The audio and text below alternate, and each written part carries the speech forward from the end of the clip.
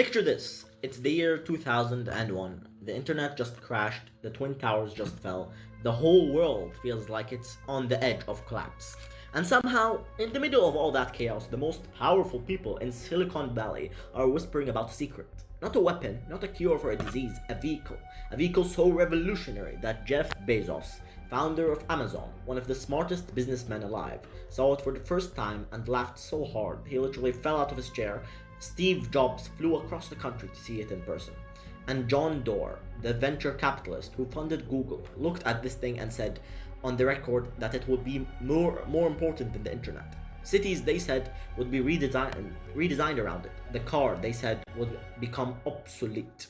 Human transportation, as we knew it, was over. The secret had a code name, IT.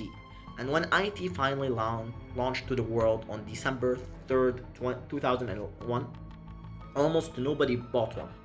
Over the next 19 years, the company sold a grand total of 140,000 units. To put that in perspective, Toyota sells that many Camrys every 6 weeks.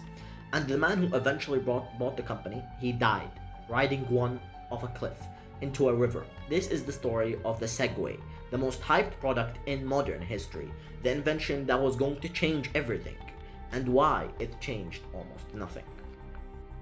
To understand why the Segway failed so spectacularly, you first have to understand the man who built it. Dean Kamen is a genuinely extraordinary human being. He dropped out of college, he never got a degree, and by his early 30s, he had already invented the first portable insulin pump, a drug infusion device used in hospitals worldwide, and a self-balancing electric wheelchair called the iBot that could climb stairs and balance on two wheels. That last one is important because the iBot is where the story really begins. While building a wheelchair that could balance on two wheels using gyroscope technology, Kamen had a thought. If I can make a wheelchair balance itself, what if I made something anyone could ride? He started development in 1999. The project was classified, engineers signed ironclad NDAs. The whole thing was built in absolute secrecy in a facility in Bedford, New Hampshire, and Kamen was not thinking small. He told his team they weren't building a product, they were building the future of human transportation. He believed, genuinely, completely believed, that within 20 years, no one in any major city on earth would be walking anymore. Everyone would be gliding. Here's the thing though, he was not a crazy person rambling in a basement. He had a track record. His inventions actually worked. And when he quietly showed the Segway to a small circle of investors and tech visionaries, one by one, they all came away believing exactly what he believed. Jeff Bezos told friends that it was the most amazing thing he'd ever seen. Steve Jobs told Kamen the design needed work.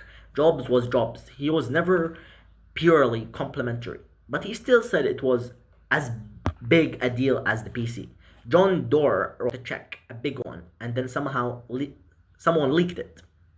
In January 2001, nearly a year before the Segway launched, a book proposal got leaked to the press. The proposal was about this mysterious invention, referred to only as IT, and contained quotes from all these Silicon Valley giants losing their minds over it. The internet, the early slow dial-up internet of 2001, exploded. What was IT?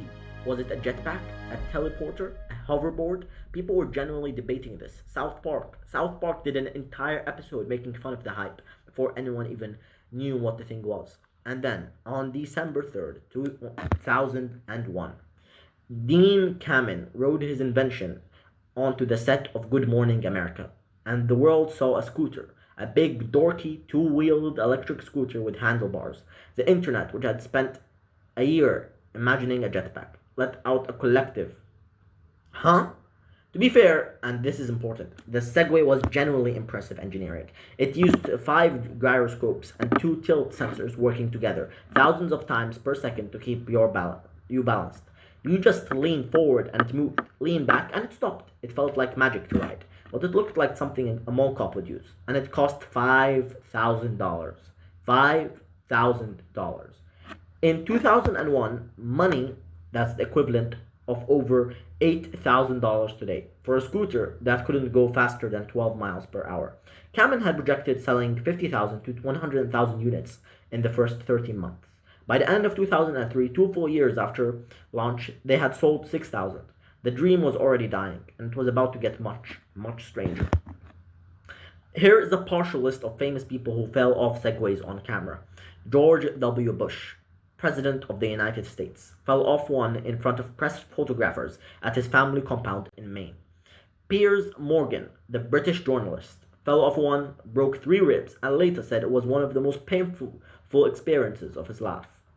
Usain Bolt, the fastest human being who ever lived, knocked over by a Segway camera operator at the World Championships. He was fine, but the irony is almost too much.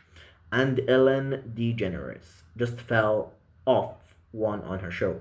This became the Segway's defining cultural image, not revolutionary transportation, not the future of cities. I think people fell off.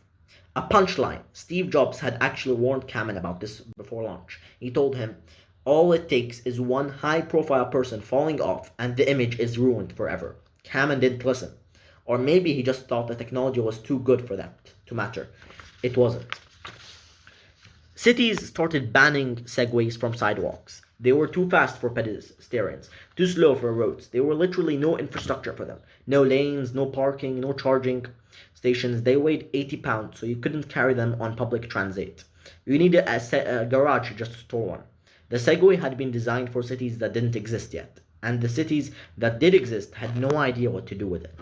By 2007, after 6 years on the market, the Segway had sold a cumulative total of 30,000 units. The company had spent over $100 million developing it. The math was not good. Dean Kamen, the true believer, the visionary, the man who thought he was reinventing civilization, quietly sold the company in 2009. The buyer was a British entrepreneur named Jimmy Heselden. He made his fortune in another unlikely business. HESCO barriers, the giant sand-filled containers used to protect soldiers in war zones. He was worth hundreds of millions of dollars. He bought Segway because he believed in it. 10 months later, Jimmy Heselden was dead.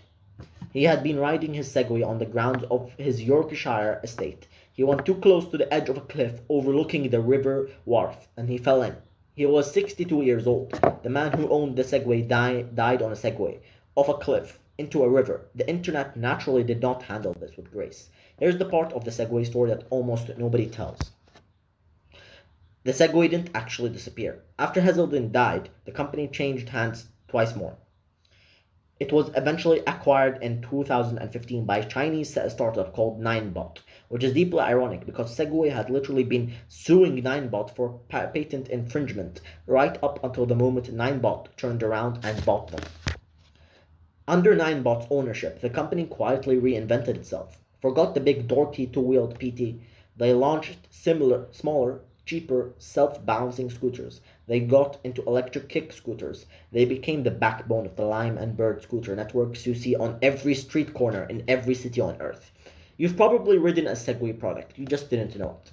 And here's the kicker. In April 2026, Segway announced they had sold over 1 million units of a single e-scooter model. 1 million. The original PT sold 140,000 in its entire lifetime. Dean Kamen was right. He was just early, and he was wrong about the shape.